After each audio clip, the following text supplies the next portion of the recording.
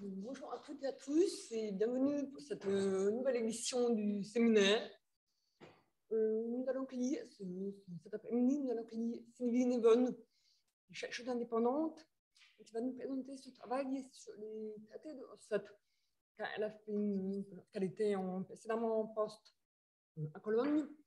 Elle a fait une base qui s'appelle Context. Elle va vous expliquer un petit peu les contours de cette base et son accessibilité. Mais actuellement, cette base n'est plus accessible, mais elle va vous présenter un petit peu les enjeux de l'accessibilité de la base et de ses contenus. Donc, je vais lui donner la parole. Pour des raisons personnelles, il fallait qu'elle intervienne en Zoom, elle n'a pas pu se déplacer ici. Voilà, mais ça n'empêche pas des interactions avec le public et que tout le monde pose des questions. Voilà. Sylvie, à toi. Alors, une petite précision, vous connaissez, pour ceux qui connaissent déjà certains connaissent déjà Sylvie Nevon, mais d'autres non. Sylvie Nevon a travaillé à la BNF pendant 1 an dans le cadre du projet sur la couleur, une analyse physico-chimique que je porte à la BNF en lien avec l'INHA et de Abo. Et c'est Sylvie qui s'est chargée de recevoir la bande d'exploitation pour intégrer toutes ces données d'analyse physico-chimique et également l'indexation, la manière d'indexer toutes ces données. Le volet textuel, on n'a pas eu le temps de le coder pour cette partie du programme. J'espère bien que dans le second temps, voilà, on pourra y revenir. Mais en attendant, Sylvie va me présenter un petit peu tous les résultats de la base et ses recherches en cours. Sylvie, je te laisse la parole. Merci Charlotte. Bonjour à tous. Je ne vous vois pas, mais bon, voilà. Je vous propose peut-être de partager mon écran de manière à pouvoir vous montrer le PowerPoint que j'ai préparé en vue de cette présentation. N'hésitez pas à me dire si ça fonctionne pas.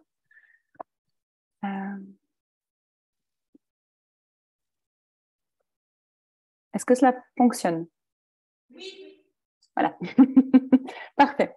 Donc voilà, aujourd'hui, comme on vous l'a expliqué, d'abord, je tiens à remercier à nouveau Sigrid et toute l'équipe pour m'avoir permis de faire cette présentation dans des circonstances un peu particulières, mais voilà, merci la technologie. Et justement, c'est à propos de technologie qu'on va parler aujourd'hui, puisque Color Context, c'est un outil numérique qui doit permettre l'accès à normalement plusieurs centaines d'ouvrages, dont la plupart sont toujours inédits. Donc, c'est un outil qui doit permettre de les consulter en ligne, mais également de mener des requêtes spécifiques à l'aide de divers filtres. Donc, comme on vous l'a dit, je devrais normalement parler au passé de cette base puisqu'elle n'est actuellement plus accessible en ligne pour des raisons hélas fréquentes qui empêchent souvent de tels projets d'être pérennisés dans le temps. Je propose peut-être d'y revenir en guise de conclusion ou dans les discussions qui, je l'espère, suivront cette présentation. Avant d'en venir à la présentation de cette base, j'aimerais vous présenter d'abord ce projet dans sa genèse, dans ses diverses phases d'élaboration, dans les questionnements qu'il a suscités, dans les problèmes que nous avons pu rencontrer, que nous continuons, vous l'aurez compris, à rencontrer.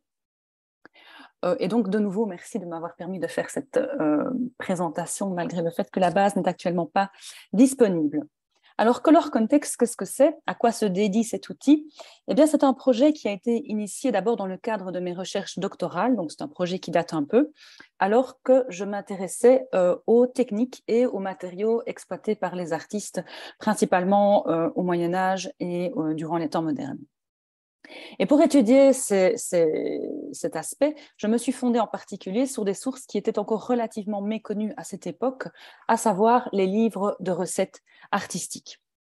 C'est en effet sous cette forme particulière qu'on trouve les secrets de préparation des couleurs, et c'est ainsi qu'ils ont été transmis. Dans ces ouvrages, on trouve donc diverses désignations des matériaux de la couleur, telles qu'elles apparaissent à travers le temps et l'espace, des indications également sur leur provenance, sur leur prix et sur leur valeur, notamment leur valeur symbolique à une époque et dans une région donnée. Donc ces écrits nous décrivent la mise en œuvre des matériaux, la manière dont les artistes les usent, les détournent parfois, comment ils les préparaient, comment ils les appliquaient et comment ils les conservaient au besoin. Depuis lors, évidemment, depuis le début de mes recherches, on connaît mieux cette littérature, diverse dans ses formats, dans son contenu, largement diffusée à partir du Moyen-Âge, d'abord sous une forme manuscrite et ensuite imprimée. Revenons un peu à ces ouvrages. Donc, les témoins les plus anciens, dont je vous en présente un ici, remontent à l'Antiquité sous la forme de papyrus dans lesquels on trouve des secrets d'imitation notamment de matériaux précieux comme la pourpre, l'imitation de pierres précieuses aussi. Mais cette littérature, je l'ai dit, se développe surtout à partir du Moyen-Âge. Voici un exemple avec la transcription, en ancien français. Donc c'est à partir du Moyen-Âge et surtout du XVe siècle que ces ouvrages se diffusent, mais également qu'ils vont se consacrer spécifiquement à des procédés artistiques, qu'ils vont les rassembler, puisqu'au départ, ces instructions techniques se trouvaient dans des recueils de toutes sortes. Et donc, ils se trouvaient mélangés avec des recueils de pharmacopée, avec des livres de recettes de cuisine, des livres de recettes médicales. Donc, il s'agissait de les trouver dans ces compilations de recettes. Donc, à partir du Moyen-Âge, on va les rassembler, généralement par technique, en corpus plus ou moins important. Alors, l'imprimerie, ensuite, va largement diffuser cette littérature principalement vernaculaire, qui, dès lors, se destine surtout aux profanes praticiens ou aux érudits auxquels certains artistes ou artisans vont livrer leurs secrets, désireux ainsi de briser les arcanes de leur profession. C'est la raison pour laquelle on trouve souvent ces ouvrages intitulés « Livres de secrets ». Et à ce moment, ces écrits apparaissent comme des collections plus diversifiées, dans lesquelles sont mêlées instructions techniques et des tuyaux ou des trucs destinés à un usage plus quotidien. On y enseigne par exemple comment raviver la couleur des vêtements quotidiens, comment ôter les souillures des tissus, etc.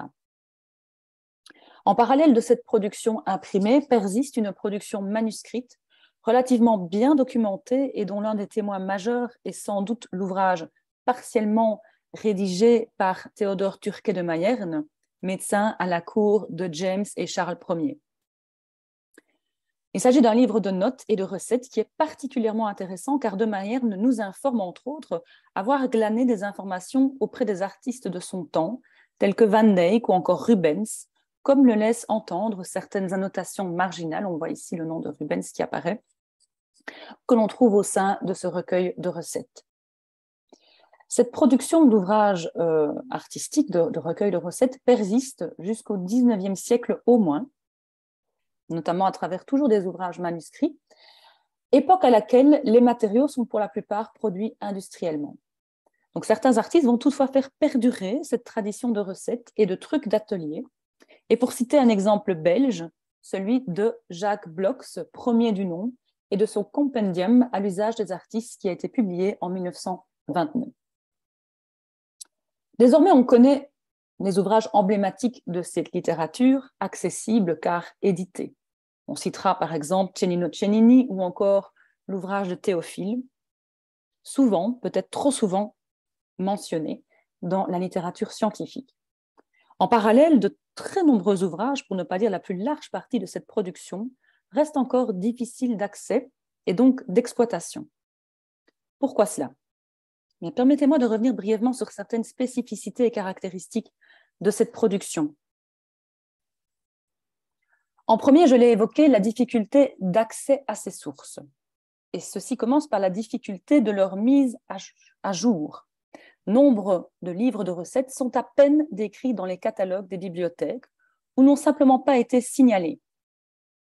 La plupart du temps, ces collections de recettes artistiques se dénichent au beau milieu d'instructions de types divers, telles que les recettes, je l'ai dit, médicales, des prescriptions pharmacologiques, mais aussi des recueils d'alchimie, des herbiers, etc. Je vous montre ici un exemple d'ouvrage du Moyen-Âge où l'on trouve mêlées des recettes dans lesquelles ici, les recettes artistiques se trouvent uniquement en marge d'un ouvrage consacré à des recettes médicales.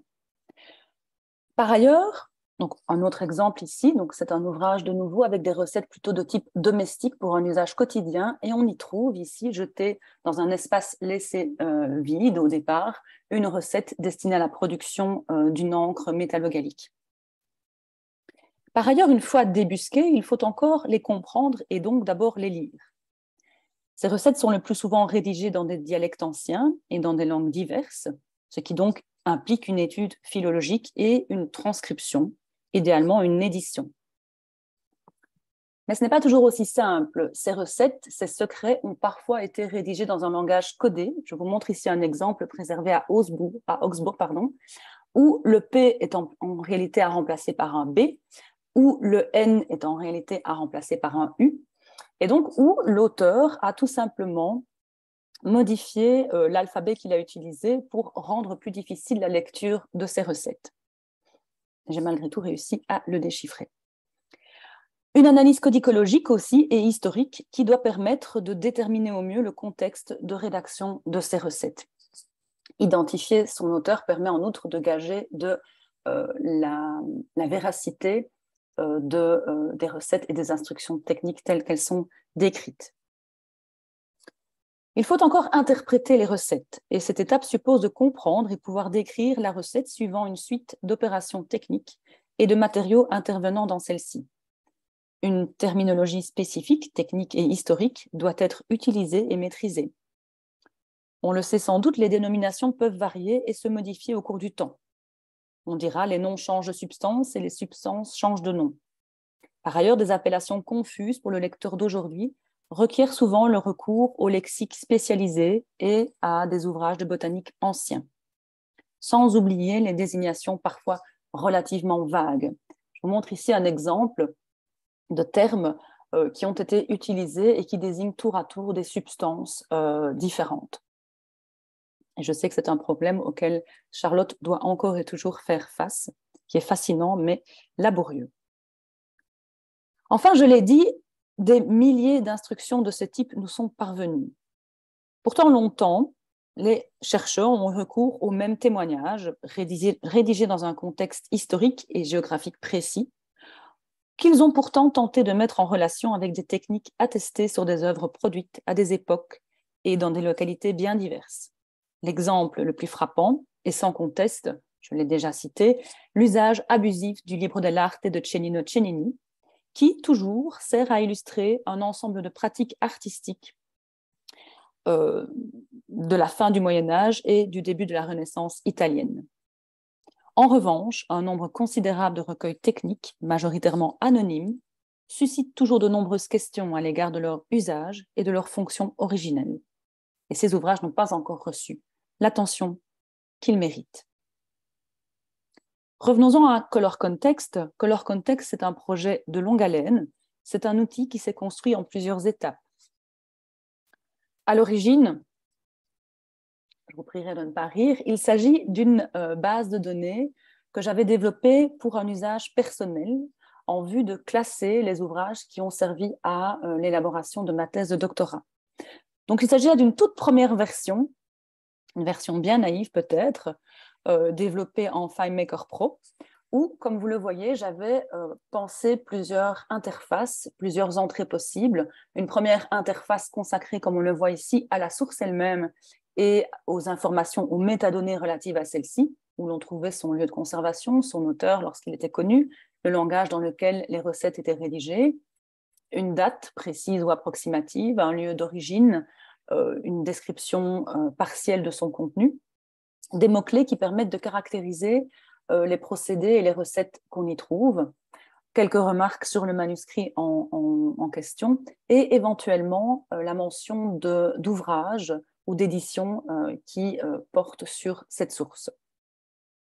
Une deuxième interface se consacrait plus particulièrement aux recettes. Donc, dans cette interface, j'avais enregistré les recettes que j'avais à l'époque transcrites dans un premier temps et puis éditées. Édité en allemand moderne, mais également en anglais. On y trouve l'intitulé de la recette, de nouveau quelques mots-clés qui permettent de la caractériser, et la mention des ingrédients, comme on le voit ici, qui interviennent dans le processus de la recette. Chaque ingrédient, vous le voyez, a été mis en relation avec une lettre et un numéro qui sert à cataloguer. Donc, on voit ici que Alain porte la référence A6.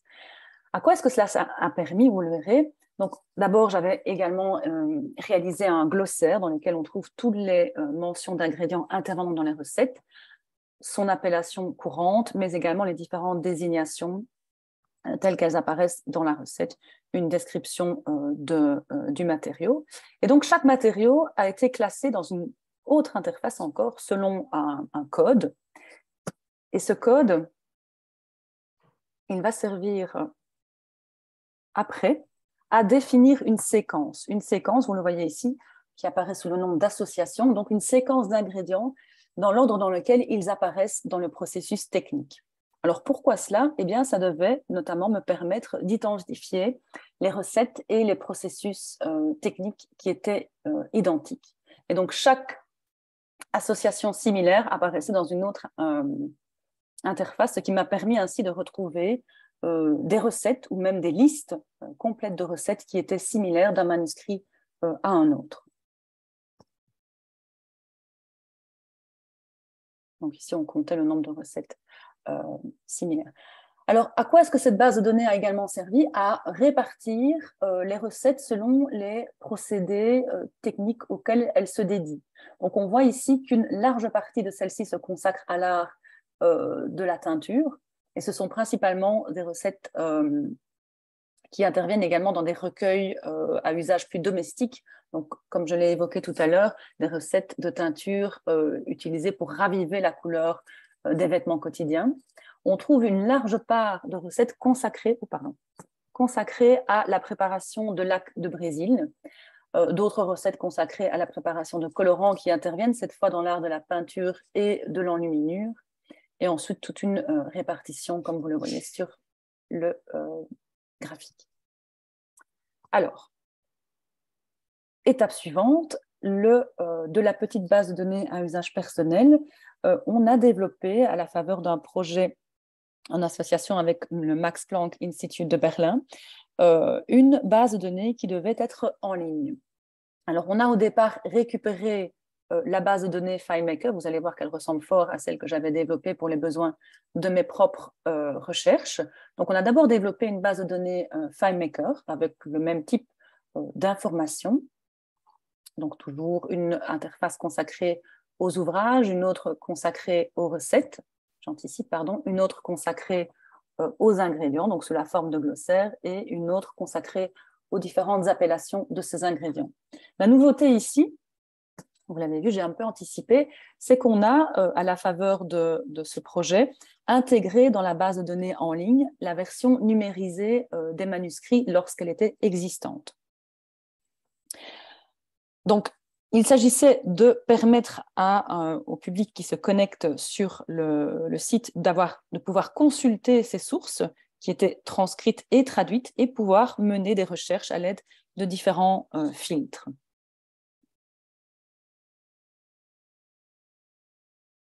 Alors, voici la base de données telle qu'elle est, je pense, toujours accessible sur le site du Max Planck Institute. Donc, vous avez une page d'accueil qui explique un peu le projet. Une première interface consacrée aux sources. Alors, vous voyez qu'il y a différentes façons de les aborder. On peut soit les voir sous la forme de liste, soit sous la forme d'une manière plus détaillée, soit uniquement consulter les sources pour lesquelles une version numérisée est accessible à partir du site Internet. Donc, la liste des sources sont toutes les sources manuscrites ou imprimées qui sont accessibles depuis le site web. Donc, elles sont cataloguées par lieu de conservation ou d'édition, par intitulé, par auteur, lorsque son nom est connu, par année d'édition ou de production, ou par fourchette chronologique. Vous voyez que grâce ici, on peut mener des recherches au sein de cette première interface. La vue détaillée de la source offre accès à sa version numérisée, des informations, des métadonnées donc relatives à la source, une description de celle-ci. Tout ce qui apparaît en bleu ce sont des liens qui permettent de voyager d'une page à l'autre de la base de données. Et de nouveau, possibilité de mener des recherches au sein de cette interface en particulier. L'autre interface qui se consacre aux recettes, pour celle-ci, vous avez à nouveau accès à l'image numérisée de la recette en particulier. à sa transcription lorsqu'elle existe, à son édition si elle existe également, et à une série de données relatives aux sources dans lesquelles on la trouve. Donc, on peut à nouveau effectuer toute une série de recherches par lieu de conservation, par intitulé ou par mots-clés qui apparaissent soit dans la transcription, soit dans la traduction en anglais. Alors, comme pour la première base de données, un glossaire des matériaux intervenant dans la recette a été réalisé. Alors, vous voyez ici qu'on a privilégié soit l'appellation scientifique des ingrédients, soit une appellation courante, comme pour Alain. Mais on trouve également toutes les dénominations anciennes et le nombre de fois où celles-ci apparaissent dans les recettes qui sont encodées au sein de la base de données. Et donc, en cliquant sur cette désignation, on peut directement accéder à la recette dans laquelle on trouve cette désignation en particulier. Et donc, ce glossaire doit également servir, outre à renseigner les matériaux qui sont utilisés dans les recettes artistiques, à parfois déterminer de quels matériaux il peut s'agir et comment il a été utilisé en particulier.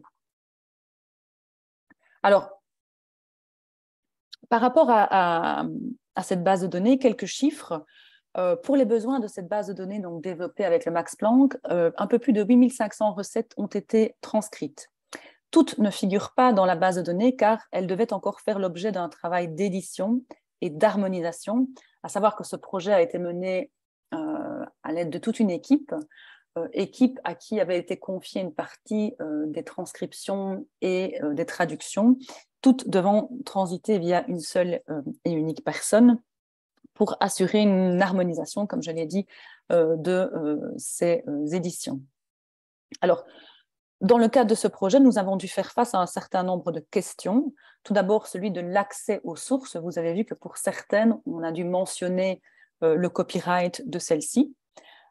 Se sont posées la question du public et de l'ouverture de cette base de données au public. Ici, elle est hébergée sur le site du Max Planck et donc parfois difficilement trouvable. L'encodage des sources non éditées, donc je l'ai dit, c'est un travail en équipe, et en vue de vérifier ce travail, chaque personne devait au préalable s'identifier sur la plateforme avant d'encoder le texte qu'elle avait transcrit ou traduit. La question du copyright également, des sources qui ont été numérisées et rendues ainsi accessibles. Donc, on a dû entreprendre aussi un large travail de demande, de numérisation parfois, auprès de chaque bibliothèque qui renferme, qui contient un exemplaire de ces livres de recettes. Prochaine étape, ce n'est pas fini.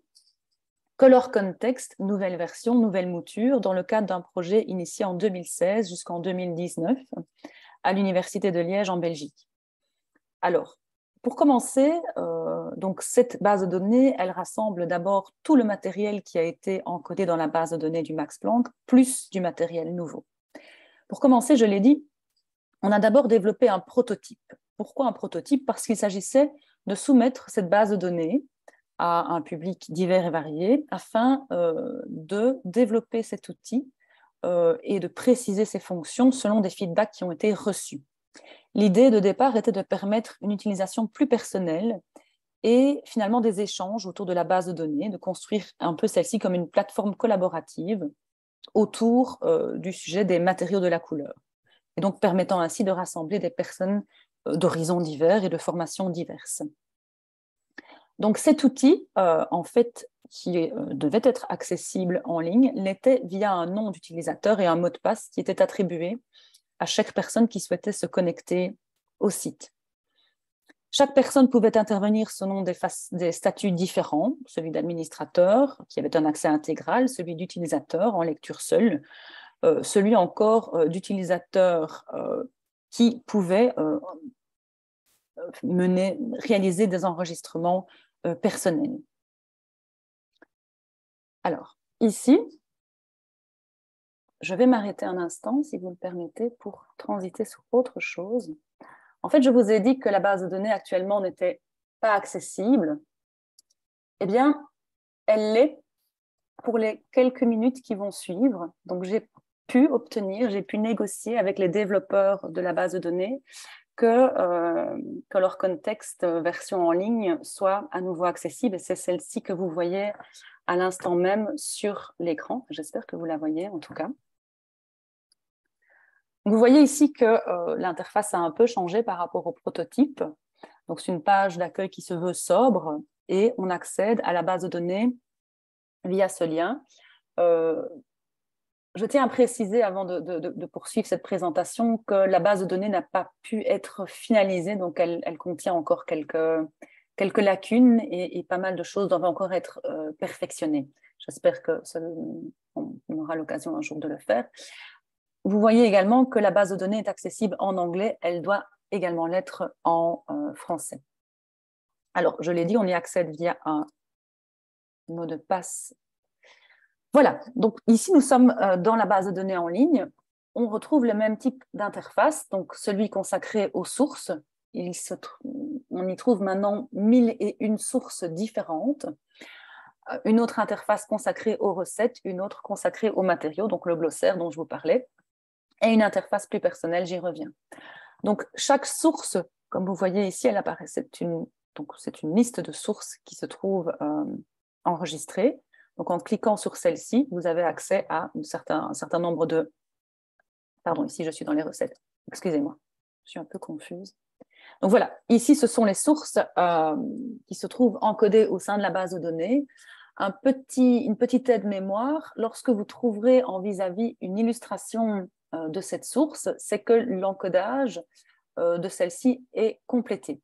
Si ce n'est pas le cas, vous trouverez une icône ici, à savoir l'édition du manuscrit de Strasbourg. Ça signifie que la source est encodée au sein de la base de données, mais pas de manière complète et qu'elle nécessite encore un complément d'information. Donc ici, on trouve donc, je l'ai dit, la source avec son intitulé, son lieu de conservation, une période chronologique, la langue dans laquelle elle est rédigée et des caractéristiques sur les techniques qui s'y trouvent.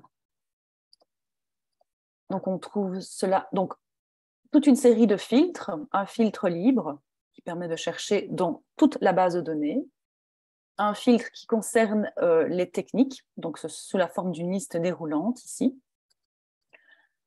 un autre consacré aux matériaux que l'on trouve, la possibilité de réduire la fourchette chronologique, comme ici, ou de chercher par date plus précise, la possibilité de chercher par lieu d'édition, par bibliothèque et par langue, à savoir que les filtres peuvent être combinés ensemble.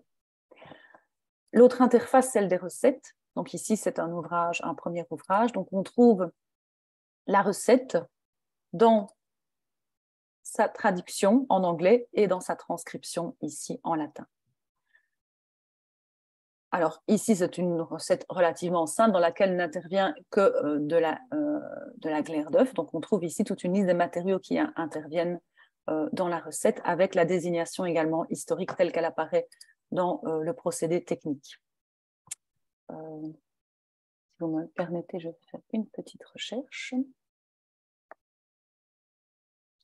Donc ici, je prends un exemple, un manuscrit dont je sais que l'encodage a été finalisé. Donc c'est un ouvrage allemand du Moyen-Âge. Donc on trouve à nouveau toute une série de techniques qui sont abordées au sein du recueil de recettes. Et ici, la liste des recettes qui ont été transcrites avec la technique artistique abordée, les principaux matériaux qui interviennent, la page ou le folio où on trouve l'intitulé des recettes et la possibilité de visualiser directement la recette dans une autre interface. Au niveau des matériaux, donc ça se présente à nouveau comme la base de données du Max Planck. Donc on a d'abord l'appellation, la désignation scientifique ou courante. Ici, tous les noms alternatifs, donc les désignations historiques et les recettes dans lesquelles on trouve ces désignations. Donc ça permet de replacer cette appellation historique dans un contexte bien précis. Alors vous voyez ici qu'on peut sélectionner des recettes favorites. Comment? Eh bien, lorsque l'on se connecte, on a un profil particulier. D'abord qui permet d'enregistrer les recherches récentes qui ont été menées et donc de pouvoir y retourner au besoin. mais aussi d'enregistrer vos favoris. Donc, un peu comme dans Vinted finalement, mais lorsque vous effectuez des recherches, vous pouvez sélectionner les résultats comme étant des favoris et ces résultats vont apparaître dans votre page personnelle. Voilà. Alors, par rapport aux différents interfaces, eh bien, vous avez toute une série d'informations donc, par rapport au projet lui-même, color context, par rapport aux ouvrages artistiques, donc une petite description de ces ouvrages si besoin en est, par rapport au fonctionnement de la base de données, donc un mode d'emploi, un petit mode d'emploi, même si celle-ci se veut intuitive, la possibilité de switcher ici en français. Et donc, voilà. Donc, quelles sont les prochaines étapes? Alors, ici, une des volontés, c'est que cet ouvrage, que cet outil soit modulable et évolutif. Alors, il l'est déjà, puisqu'on peut voir au fur et à mesure de l'encodage les nombres ici se modifier. Donc, l'utilisateur pourra voir lorsque des recettes sont ajoutées. À savoir aussi que lorsque l'utilisateur se connecte et crée un nom d'utilisateur, il peut choisir de recevoir l'information sur son email. Donc, lorsqu'il y a de nouvelles recettes, de nouvelles informations qui sont encodées, cela peut lui être signifié par email, un peu comme une newsletter finalement. Donc, un outil modulable, évolutif, un outil qui doit être normalement pérennisé. Alors, l'inconvénient ici, c'est que Color Context, comme j'ai tenté de l'expliquer, c'est un projet qui a toujours eu lieu dans le cadre d'un appel à projet bien spécifique et donc bien délimité dans le temps. Et malheureusement, à la fin de chacun de ces projets, la question de pérenniser la base de données n'a pas été évoquée. Alors, elle l'est maintenant, mais il n'y a plus de projet. Et donc, voilà, ça rend cette base de données maintenant inexploitable puisqu'on ne peut pas y accéder. Il s'agirait de trouver finalement, la seule chose qui manque, j'ai envie de dire, c'est un lieu d'hébergement. Donc voilà, ici, les développeurs qui ont mis au point la base de données en collaboration avec toute l'équipe ont choisi d'héberger cette base de données sur leur serveur personnel. Et donc, il s'agit simplement ici, si je puis dire, de trouver un espace, un hébergement sur un site institutionnel qui permettrait de pérenniser et peut-être de poursuivre le développement de la base de données. Encore un dernier mot peut-être, j'avais parlé de 8500 recettes pour la base de données du Max Planck. On voit ici qu'il n'y en a que 5150. Qu'est-ce que cela signifie? Bien, cela signifie que dans mes cartons, si je puis dire, dans tous les documents que j'ai encore pu rassembler et sur lesquels j'ai pu travailler, se trouvent encore de très nombreuses recettes qui ont déjà fait l'objet de transcription et d'un travail d'édition. Malheureusement, faute de temps et de moyens humains ou financiers, ces recettes n'ont pas encore pu être encodées au sein de la base de données, mais pourraient l'être. C'est la raison aussi pour laquelle l'utilisateur peut, s'il ne trouve pas ce qu'il recherche, me contacter via un lien directement à partir du site pour que j'interroge personnellement les recettes dont je dispose. Voilà, j'espère que je n'ai pas été trop rapide. Comme je l'avais signalé à Sigrid, la présentation est un peu brève parce que j'aurais souhaité privilégier l'échange et peut-être des conseils que j'aurais pu glaner auprès du public qui me permettrait peut-être de trouver un moyen, une issue pour pérenniser cet outil. Merci. Voilà. Merci beaucoup. Merci beaucoup, Sylvie. Tu m'entends? Oui. Oui, c'est Sigrid. Merci beaucoup pour cette présentation absolument passionnante. On va peut-être du coup lancer les questions dans la salle. Est-ce que vous avez des questions, alors soit très spécifiques sur les recettes présentes, soit plus générales?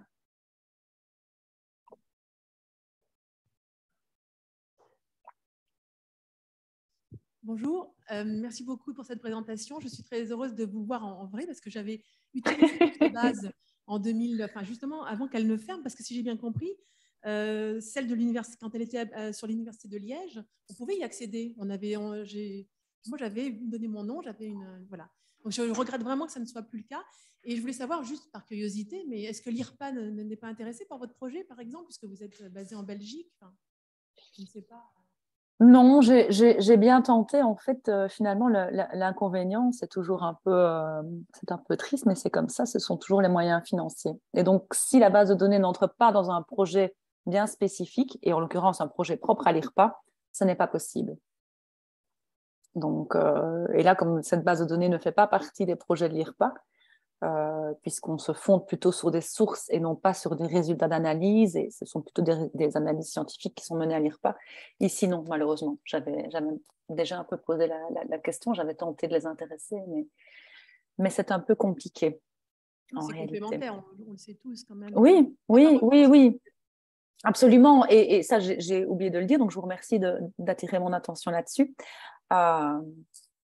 C'est que parmi les développements ultérieurs, et on avait aussi abordé cette possibilité avec Charlotte de Noël, la possibilité de mettre en relation des procédés techniques bien particuliers avec des résultats d'analyse. Ça pourrait faire l'objet d'un développement complémentaire. Donc ça, ce serait une possibilité, mais aussi de mettre en relation des recettes et les résultats d'analyse menés sur des reconstitutions qu'on aurait conduite en laboratoire. Donc, il y a une série de recettes ici sur lesquelles j'ai travaillé en particulier, que j'ai reconstituées justement à l'aide de Yana Saniova qui est basée elle aussi à l'IRPA. Donc, on a reconstitué une série de recettes, on a analysé les résultats de ces recettes, et donc on pourrait parfaitement penser à mettre en relation ces recettes en particulier et le résultat des reconstitutions de celles-ci. Comme un peu Voilà. ce qu'a fait Pamela Smith avec le manuscrit 640 de l'ABN aussi. En fait, c'est vraiment un modèle. Maintenant, ici, pour moi, c'est une étude qui sert de modèle, mais qui est tout à fait exhaustive.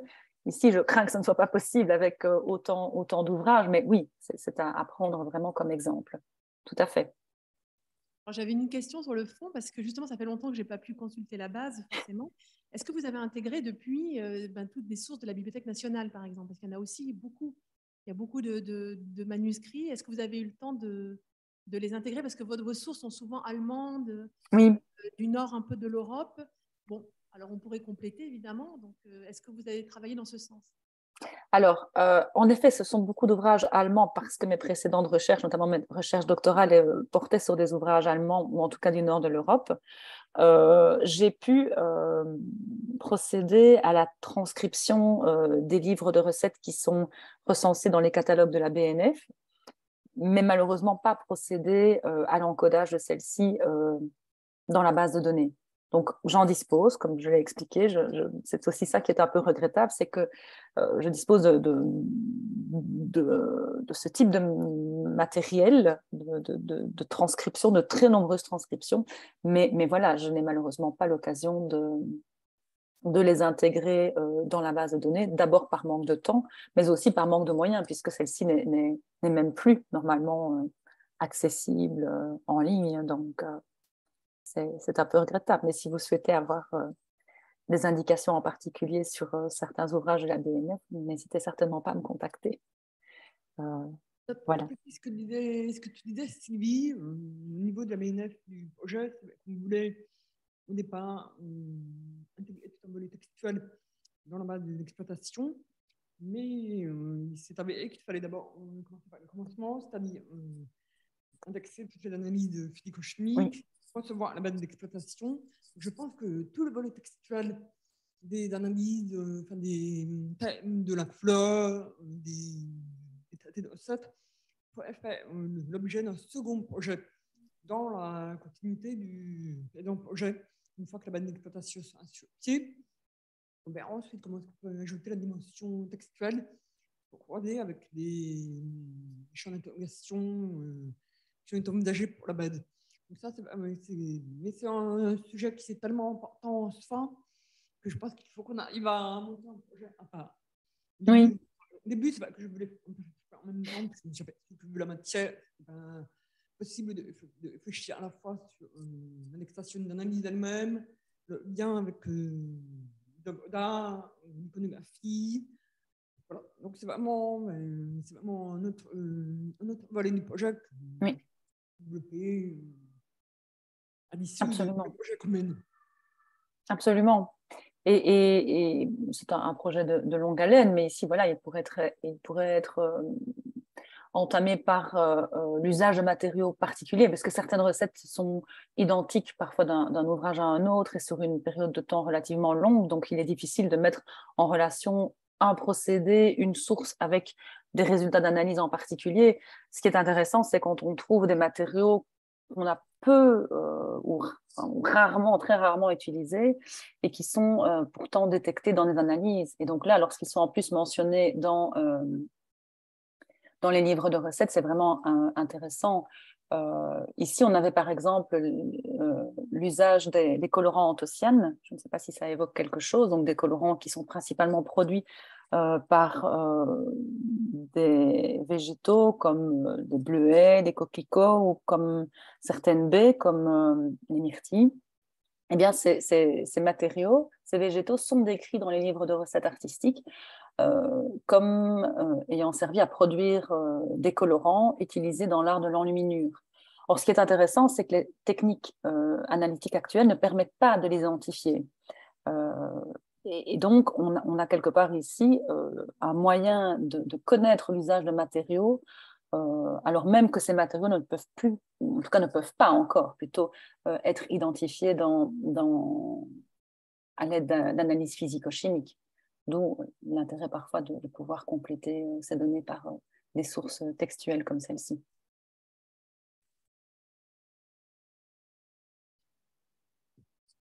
Oui, bonjour Sylvie, c'est Stéphanie Duchesne du LRMH. Bonjour. Merci beaucoup pour ta présentation. C'est effectivement, avoir un outil comme ça serait effectivement très précieux dans nos recherches parce qu'effectivement, tout tourne toujours autour de Théophile, de Pseudo-Héraclius et de Cheney. Donc, je trouve ça extrêmement, enfin voilà, je trouve que c'est extrêmement dommage que des gens comme moi n'aient pas accès au travail que tu as fait. Voilà, ça serait vraiment très précieux de pouvoir avoir accès à ça.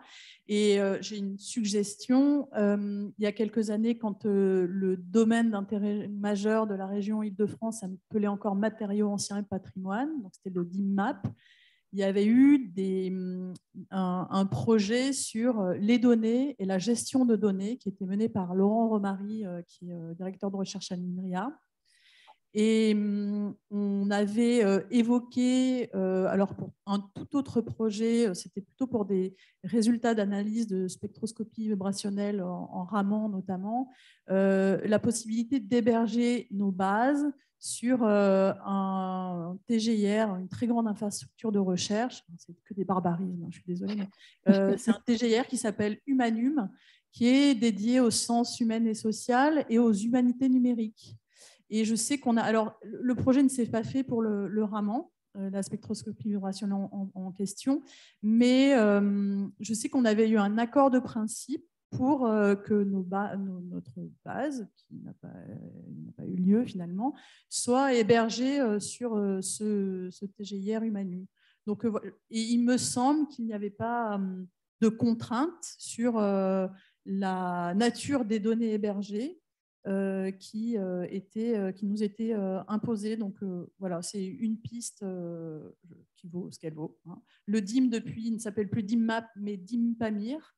Et je pense même que c'est. Alors je ne sais pas dans quelle mesure il pourrait y avoir un projet déposé au DIMPAMIR qui pourrait, dont la base Color Context pourrait faire l'objet pour l'implémentation et l'enrichissement de la base avec les recettes qui ne sont pas encore encodées. Voilà, c'est une piste. Merci beaucoup, merci, oui. Mais oui, en fait, effectivement, il y a aussi deux phases principales. C'est d'abord de trouver un hébergement, ça c'est une première chose, donc en tout cas de pouvoir pérenniser ce qui existe à l'heure actuelle. Et après, idéalement, il s'agirait de trouver aussi le moyen de l'enrichir. Ça, c'est encore une autre question, évidemment. Mais en tout cas, si je pouvais déjà trouver le moyen de la rendre à nouveau accessible, je serais très heureuse parce que c'est finalement un travail qui a nécessité beaucoup d'années, beaucoup de ressources humaines et autres. Et donc, voilà. Alors, c'est vrai que le DIM Pamir a été un peu précurseur sur la gestion des données et sur la pérennisation des données. Donc, ça vaudrait le coup d'aller jeter un coup d'œil sur leur site internet, sachant que les projets sont à déposer en général en avril, en mars ou en avril. Donc, ça, je suis pas sûre que le DIM puisse appuyer juste l'hébergement d'une base. Je pense qu'il faut l'appuyer à un projet de recherche, mais qui est déjà là, hein, qui est l'encodage de toutes les recettes qui existent. Et voir déposer un projet pour qu'ensuite soit pris en charge la pérennisation justement de ces données. Oui, oui, tout à fait. Oui. Alors après, le DIM, il faut être partenaire, mais il y en a suffisamment dans cette salle, je pense.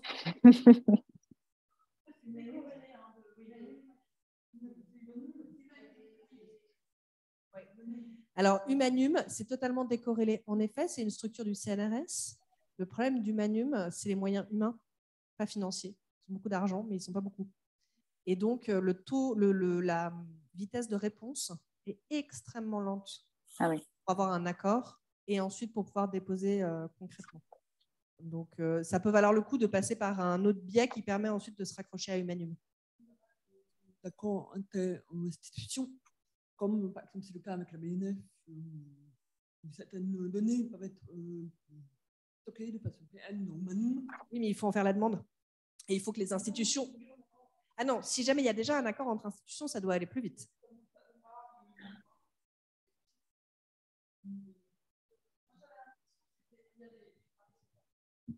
Pardon. Oui, moi j'avais l'impression qu'il y avait un sujet gestion des données pour ce qui nous concernait et un sujet hébergement et que c'était un peu décorrélé et qu'en réfléchissant sur notre projet, quelqu'un s'était dit mais on pourrait interroger Humanum parce que c'est des choses et c'est typiquement pour ça que c'est fait en fait, d'avoir un endroit de stockage pérenne, public, qui soit assuré pour les données de la recherche.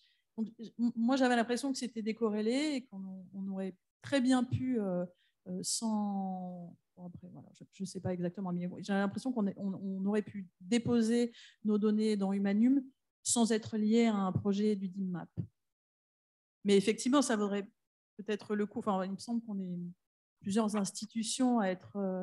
Enfin, je parle pour mon institution, hein. Après, voilà, c'est un avis tout à fait personnel, mais on est quand même plusieurs institutions à faire partie du DIM Pamir, potentiellement intéressées par l'accessibilité et l'enrichissement de cette base. Donc, voilà, ça vaut le coup d'y réfléchir. Et éventuellement, Sylvie, je pourrais te passer quelques contacts qu'on avait eus à cette occasion-là. C'était un projet qui s'appelait Dopamine, qui était vraiment une réflexion sur la gestion des données. Et dans ce cadre-là, on avait rencontré des gens dont on a souvent besoin et qui manquent cruellement dans nos domaines, des gens qui s'occupent de gestion des données, gestion de données. Voilà. Merci. Est-ce qu'il y a d'autres questions ou remarques ou commentaires dans la salle?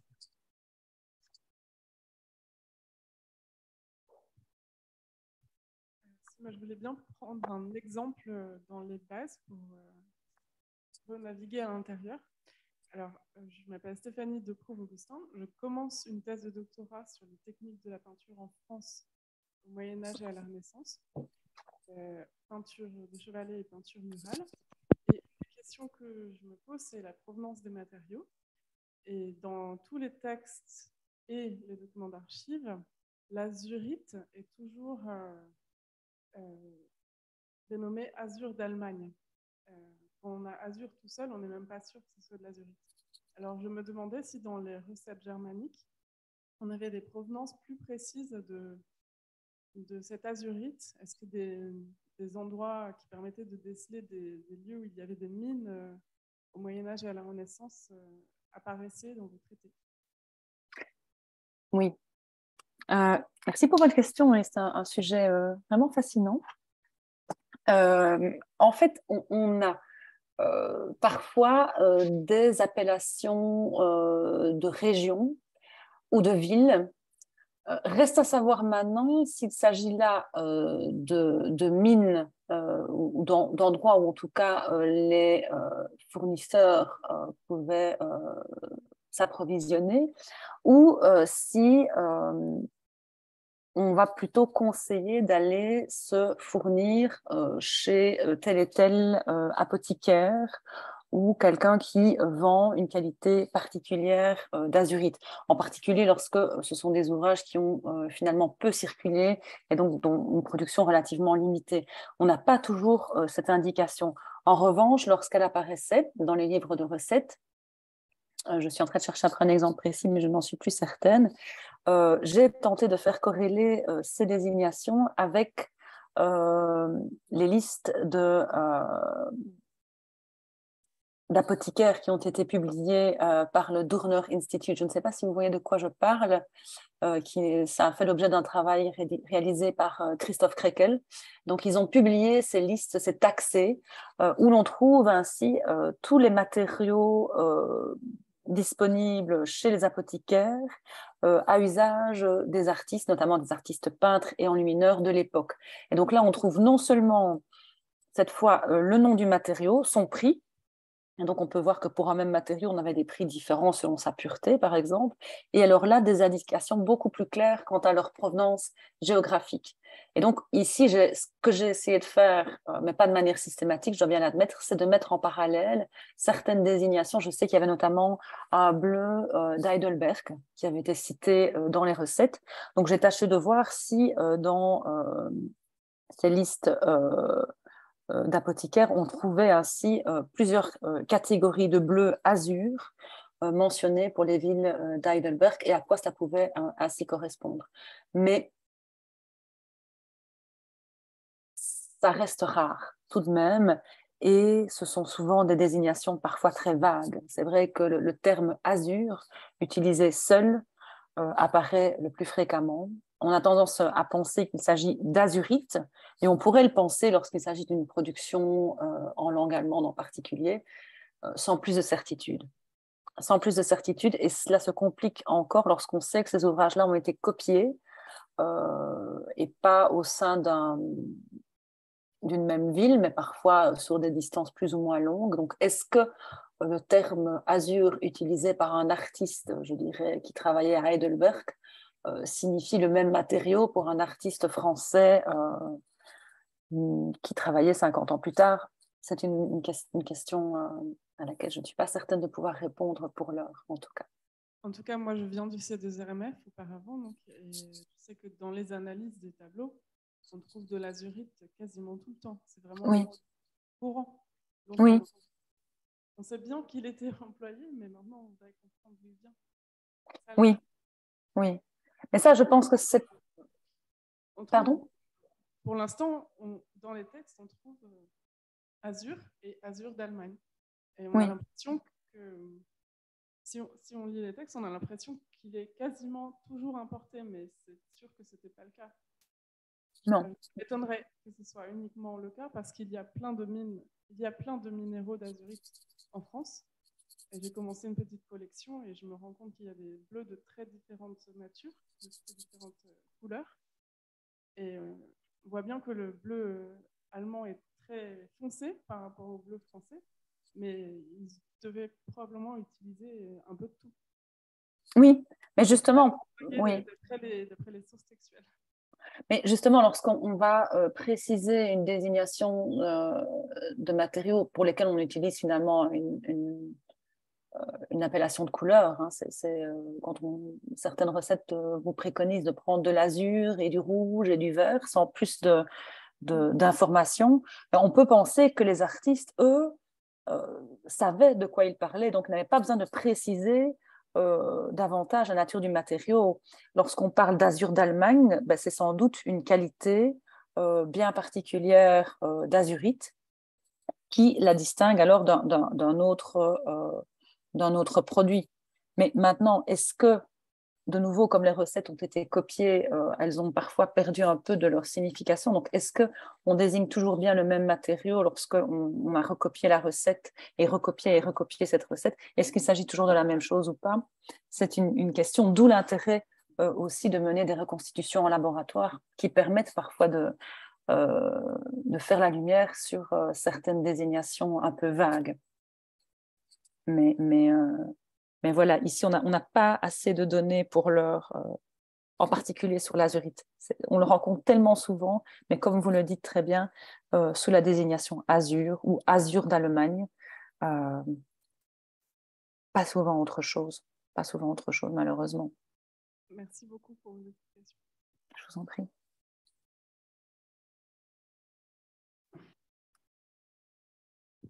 Sur cette question de l'azur, je me demande si on ne peut pas faire un lien avec les dénominations qu'on a en Italie, à peu près sur la même période, parce que, pour le coup, de ce que j'ai pu constater, on a très peu de fois Azzurro qui apparaît tout seul. C'est très souvent accompagné de Azzurro della Magna, donc azur d'Allemagne, mais je ne sais pas si c'est la bonne traduction, ou azur de lapis lazuli. Et on a vraiment cette distinction très claire-là. Et je ne sais pas dans quelle mesure ce serait intéressant de voir comment cette manière de désigner l'azur en France proviendrait justement d'une tradition italienne, peut-être parfois plus ancienne. Et après, pour le coup, je ne sais pas si on a des mines d'azurite en Italie, mais on a vraiment cette distinction, en tout cas dans les textes, qui est très claire entre l'azur de lapis lazuli et l'azur della Magna. Tout à fait. Mais bon, voilà, ici, c'est typiquement les deux bleus, les deux pigments, pas colorants ici, hein, parce que là, on peut ajouter l'indigo et d'autres, mais ce sont typiquement les deux pigments qui ont été les plus utilisés, en tout cas pour le Moyen-Âge et le début, en tout cas, des temps modernes. Et donc, oui, dans certaines recettes, on trouve aussi simplement prenez du lapis. Et on doit en déduire qu'il s'agit du pigment issu du lapis lazuli. Donc, de nouveau, sans plus de précision. Parfois, on distingue, dans une même recette, on trouve prendre de l'azur et de l'azur d'Allemagne. Alors, on pourrait se demander à quoi correspond le premier. Est-ce qu'il s'agit du lapis lazuli ou est-ce qu'il s'agit d'un autre bleu produit à partir d'un colorant? Mais là, en tout cas, on a fait la distinction. Donc, si on fait la distinction, c'est qu'il ne s'agit pas d'azur d'Allemagne. Alors, est-ce une autre qualité d'azurite? Est-ce un autre type de pigment bleu? Parce que ça, c'est quelque chose, par contre, que j'ai pu observer dans les recettes, c'est que comme on le désigne par l'appellation azur, qui peut être aussi traduite par simplement bleu, les recettes génèrent une forme, il y a une forme de confusion là-dedans. Tantôt, on parle d'une couleur bleue. Et donc, est-ce que cela suppose n'importe quel matériau capable de produire du bleu ou un bleu en particulier? Mais on a perdu sa signification, on a perdu sa... Je ne vois pas comment on pourrait déterminer, si ce n'est par des reconstitutions ou à l'aide d'analyses physico-chimiques menées sur des œuvres qui permettraient alors de voir tel et tel usage en particulier. Mais sur la simple base de la recette, c'est très difficile. Mais en tout cas, c'est vrai qu'on va trouver... on les trouve dans les recettes italiennes, mais on les trouve bien avant aussi dans les recettes du tout début du Moyen-Âge, ces deux bleus-là. En particulier l'azurite. Le lapis lazuli, c'est un tout petit peu plus tard, mais dans les recettes les plus tardives pour le Moyen-Âge, on trouve énormément de bleus produits à partir d'azurite. Donc oui, effectivement.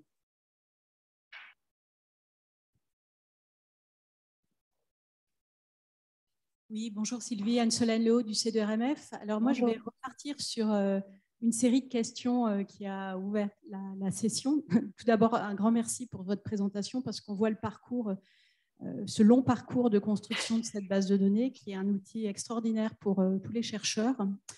Et concernant l'accès, en fait, puisque maintenant c'est un outil qui à nouveau est en train de un accès qui est plus limité, voire disparu.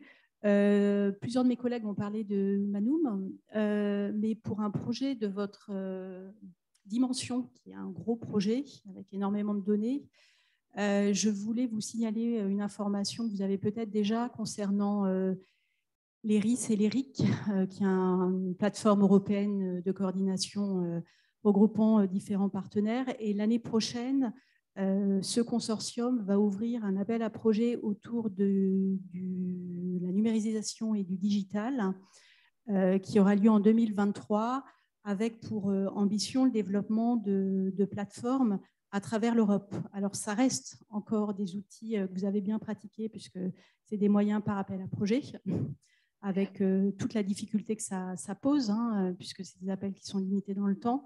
Mais voilà, ça peut être aussi peut-être une autre possibilité, une dimension, à une échelle plus importante, parce que c'est généralement avec des consortiums d'institutions, hein, ça passe par des structures attenantes, mais voilà, ça pourrait être une autre piste vous concernant.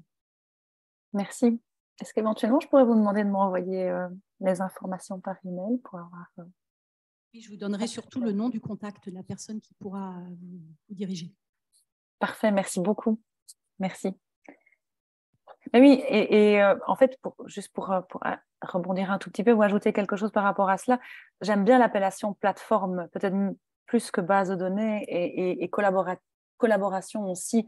Moi, ce que j'aimerais en faire de cet outil, c'est une plateforme collaborative où chacun, selon son domaine de spécialisation, selon ses ressources, pourrait venir alimenter celle-ci et mettre en même temps, faire des liens, faire des connexions entre des informations, qu'il s'agisse d'informations textuelles, de résultats d'analyse ou de reconstitution en laboratoire ou encore d'autres domaines. On a oublié aussi de parler de tout ce qui est symbolique de la couleur et je pense que là aussi, l'utilisation des termes de couleur dans les traités de recettes artistiques, la manière dont on les utilise pourrait faire l'objet d'une étude sur la symbolique des couleurs et la manière dont elles évoluent selon le temps et l'espace.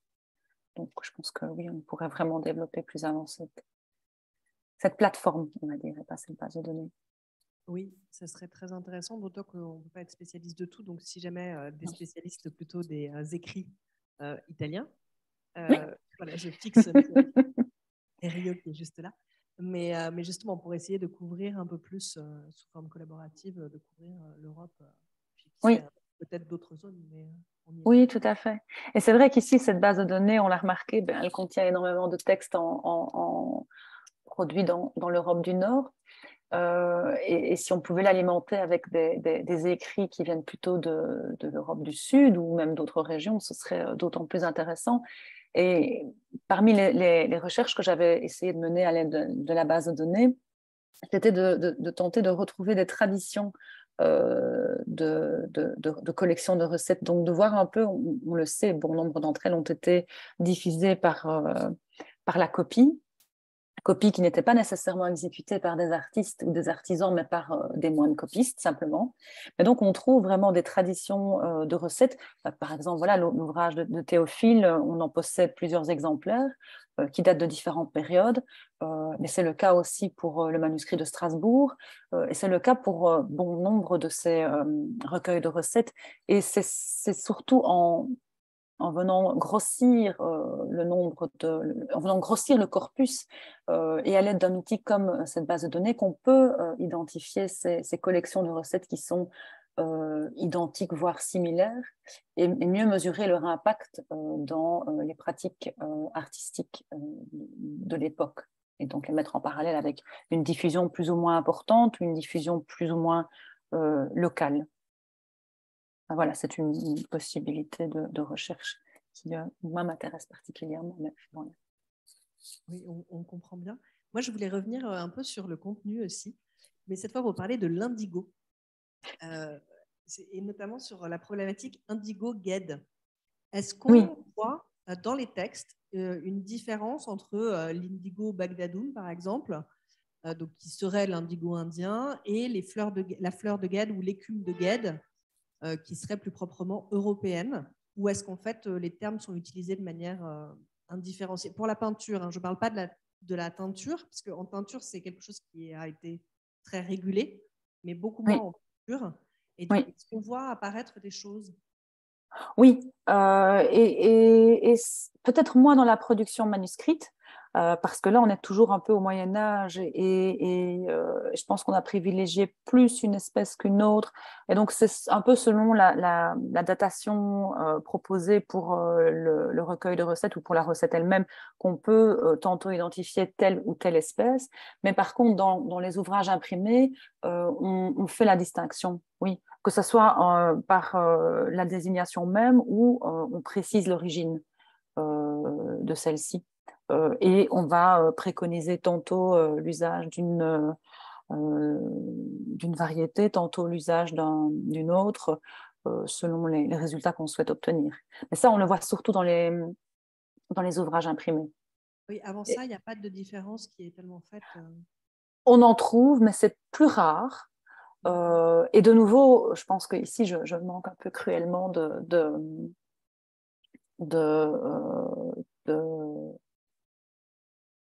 recettes, puisque la production, dans la production en tout cas allemande et du nord de l'Europe, on le trouve, mais ce n'est vraiment pas systématique.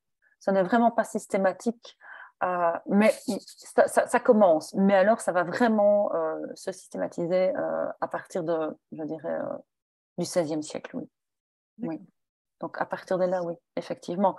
Mais oui, il faudrait que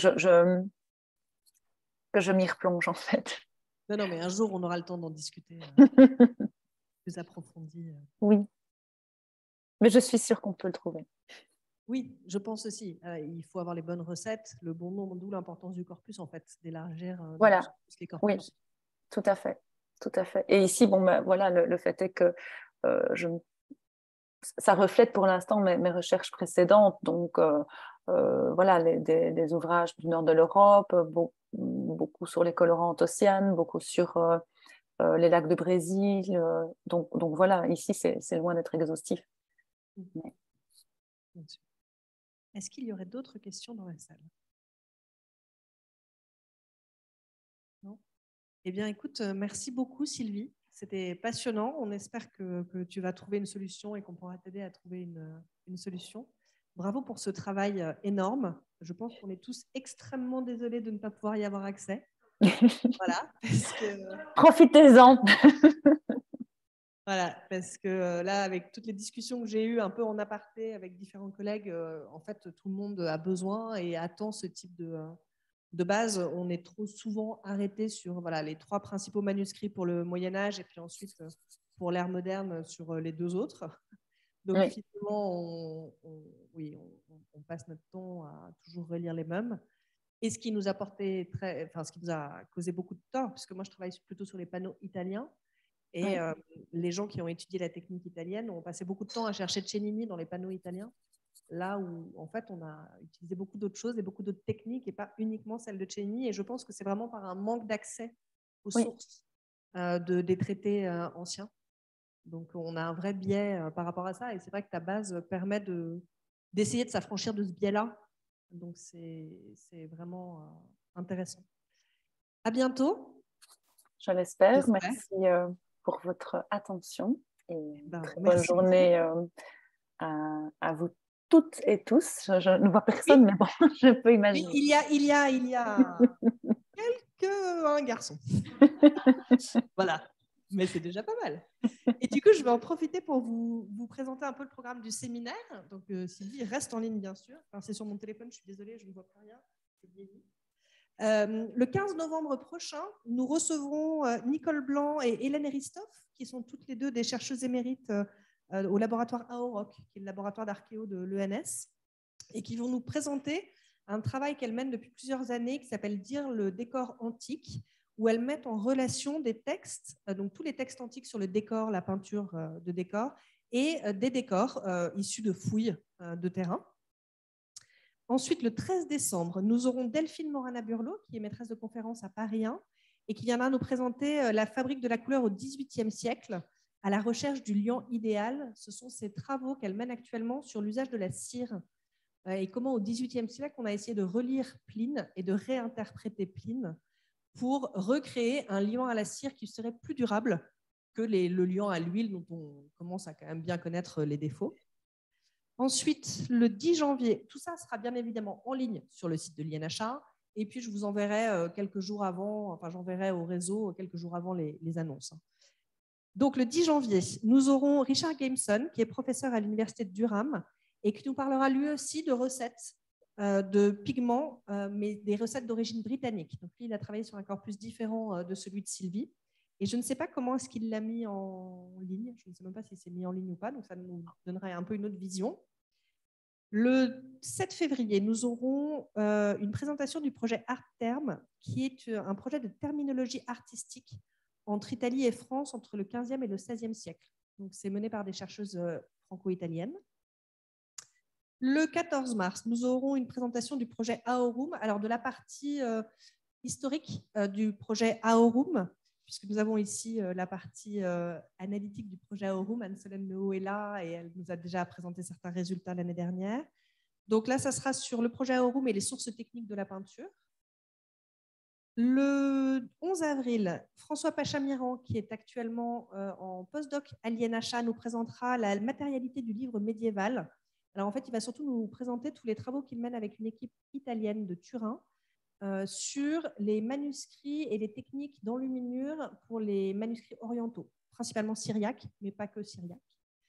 Et enfin, le 16 mai, pour notre dernière séance, nous aurons Doris Oltrog, qui est chercheuse à l'Université technique de Cologne et qui viendra nous présenter les couleurs dans les sources et les œuvres d'art du 15e et du 16e siècle, là encore. Donc on reste quand même très à cheval entre la fin de l'époque médiévale et le début de l'époque moderne, avec quand même un petit détour grâce à François sur l'Antiquité tardive. Donc voilà, j'espère que nous vous verrons nombreux. Les séminaires ne sont pas diffusés en ligne en direct. En revanche, comme vous le voyez là, ils sont enregistrés et ils sont diffusés sur YouTube quelques semaines après le séminaire, en règle générale. Merci beaucoup et à bientôt. Bon après-midi.